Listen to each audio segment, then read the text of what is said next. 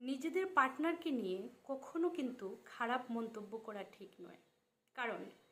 সর্বপ্রথম একটা জিনিস মনে রাখবেন, আপনি যখনই আপনার পার্টনারের সম্বন্ধে খারাপ মন্তব্য করছেন বা খারাপ খারাপ কথা বলছেন, সেখানেই প্রথম যেটা লিস্টে আসছে সেটা হচ্ছে আপনার ক্যারেক্টারটা কিন্তু সেখানে বোঝা গেল।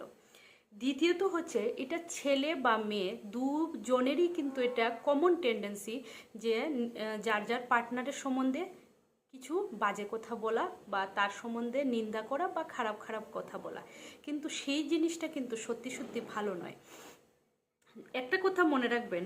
যে আমরা অনেক সময়